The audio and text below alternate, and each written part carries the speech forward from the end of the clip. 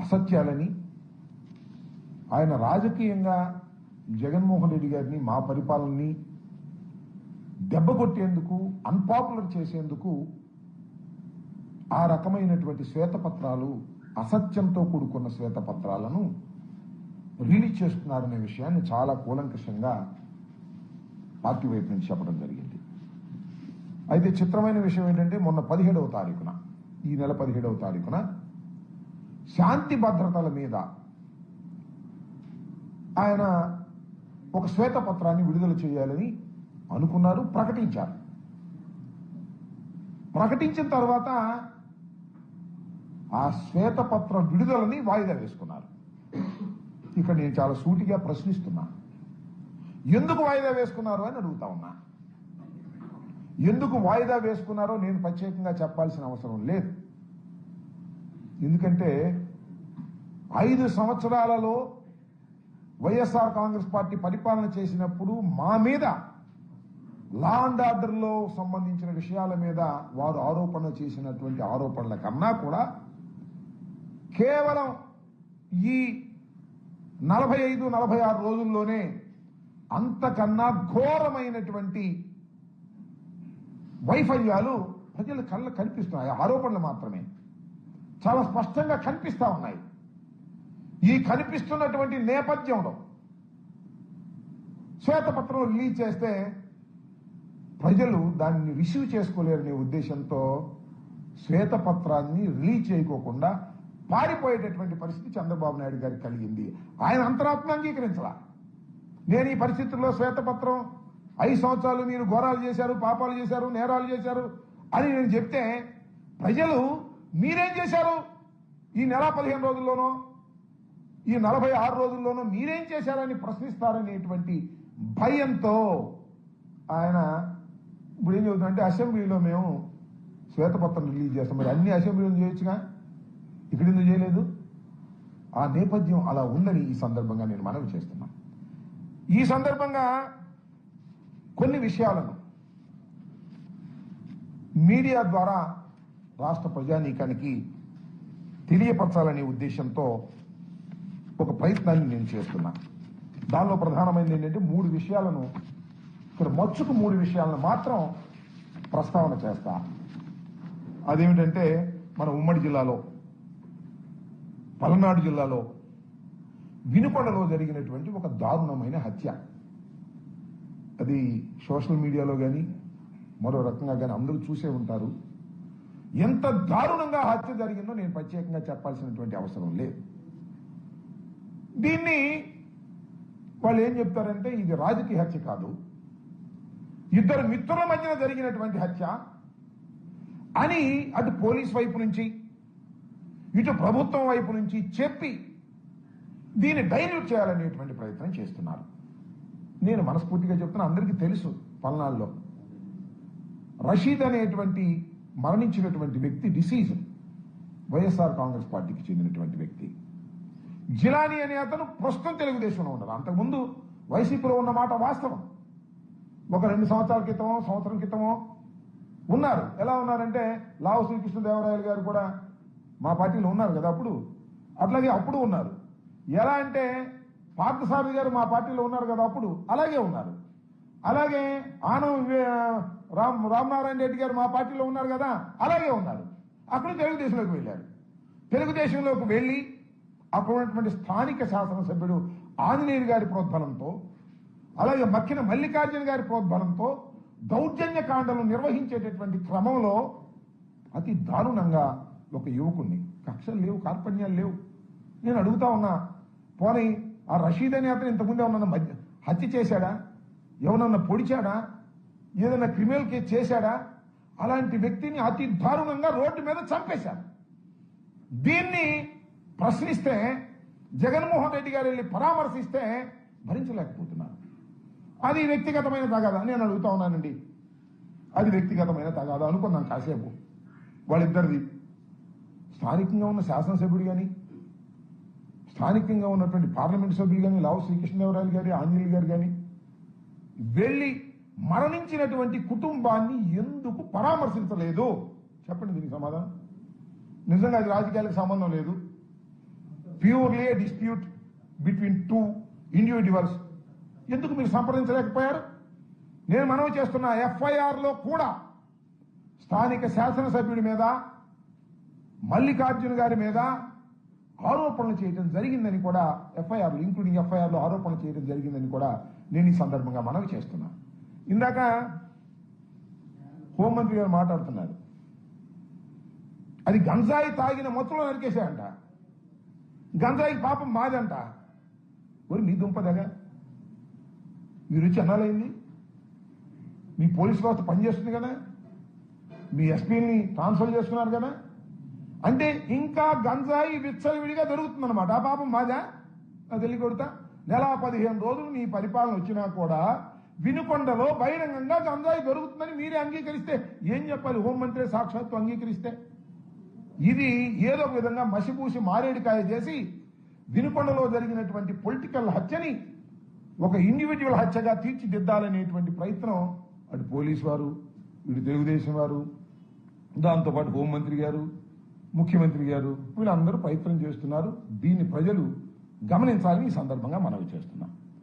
ఇంకా రెండో వ్యవహారం ఏంటంటే ముచ్చుమర్రి. మీ అందరికీ తెలుసు, కథ నడుస్తూ ఉన్నది.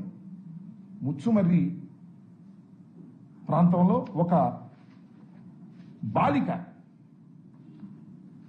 ఈ నెల 7వ తారీఖున 10 గంటలకు ఆడుకునేందుకు ఇంటి బయటకు వస్తే ఆమెని,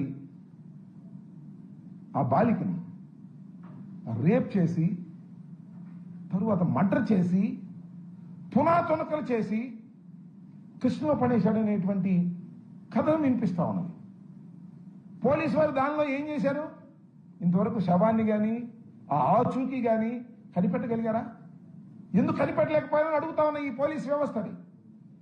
హోంమంత్రి గారిని అడుగుతా ఉన్నా, ముఖ్యమంత్రి గారిని అడుగుతా ఉన్నా.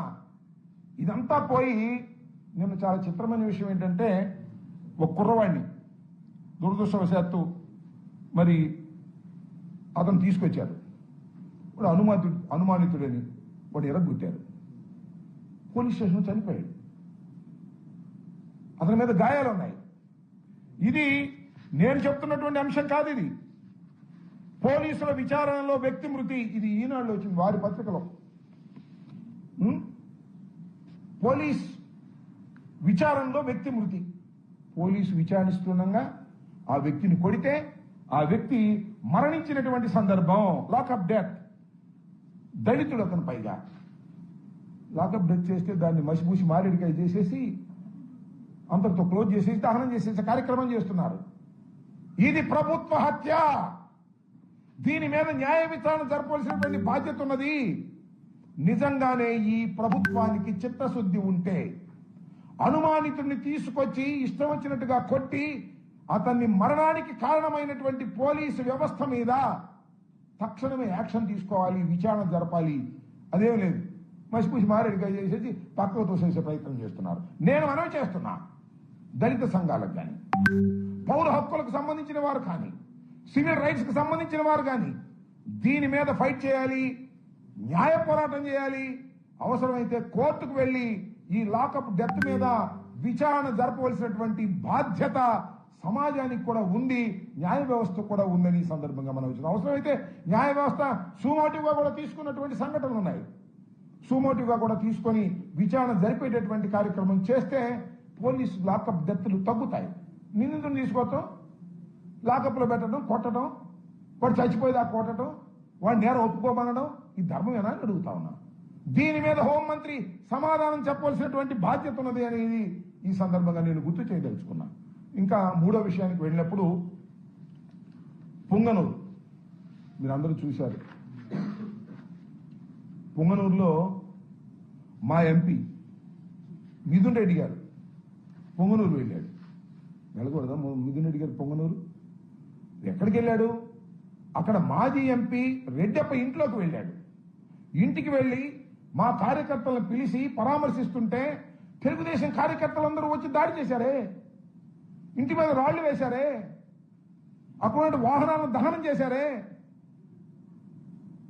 వాహనాలన్నింటినీ కూడా ధ్వంసం చేశారే. ఇవన్నీ ఎప్పుడు జరిగినాయి? పోలీసుల సమక్షంలో జరిగాయి. లా అండ్ ఆర్డర్ ఉండట్టు ఈ రాష్ట్రంలో లేనట్టే చెప్పమని అడుగుతా ఉన్నా, ప్రభుత్వాన్ని అడుగుతా ఉన్నా, ముఖ్యమంత్రి గారిని అడుగుతా ఉన్నా. లా అండ్ ఆర్డర్ ఉందా? ఒక ఎంపీ తన నియోజకవర్గంలోకి వెళ్ళి అక్కడ కార్యకర్తలను కలుసుకునేటటువంటి స్వేచ్ఛ లేనప్పుడు ఈ రాష్ట్రంలో లా అండ్ ఆర్డర్ ఉందని ఎలా అనుకోవాలో చెప్పని మనం చేస్తున్నాం. ఇంకా ఒక చిత్రమైన విషయం చెప్తా.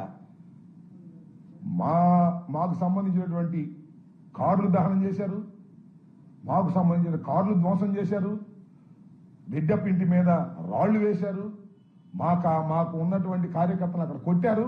చివరికి తీస్తే కథ ఏంటంటే పుంగనూరులో ఈ సంఘటనలో మిథున్ రెడ్డి మీద, రెడ్డప్ప మీద, ఇంకా 60 మంది మీద 307 కేసు పెట్టారు. తిరిగి మా మీద ఏమిటి అన్యాయం? లా అండ్ ఆర్డర్ ఉండట పోయినట్ట? ఒకసారి ఆలోచన చెప్పని మనం చేస్తున్నా. ఎంత దుర్మార్గం అంటే ఇంకొక విషయాన్ని ఈ సందర్భంగా చెప్పాలి మేము మీకు. ఇవాళ నారా చంద్రబాబు నాయుడు గారు కూడా మాట్లాడారు.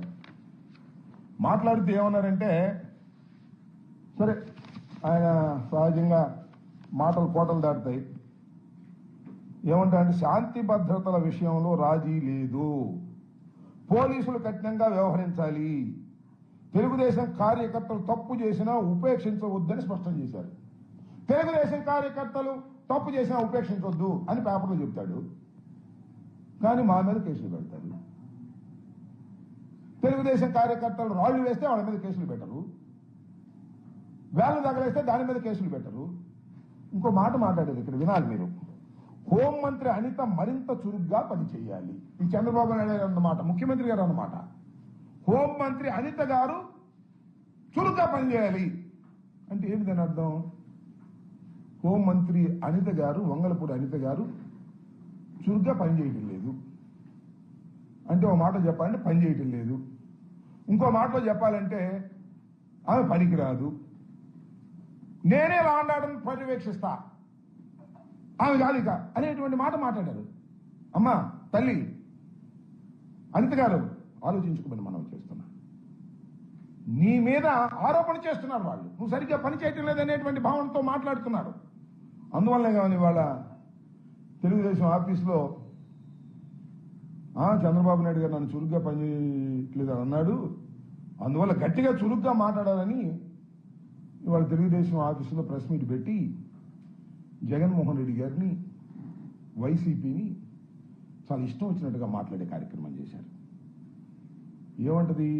పులివెందుల ఎమ్మెల్యే అంటే మాజీ ముఖ్యమంత్రి అనటం ఇష్టం లేదు ఆమెకి. పులివెందుల ఎమ్మెల్యే నువ్వు మా మీద ఆరోపణ చేస్తావా?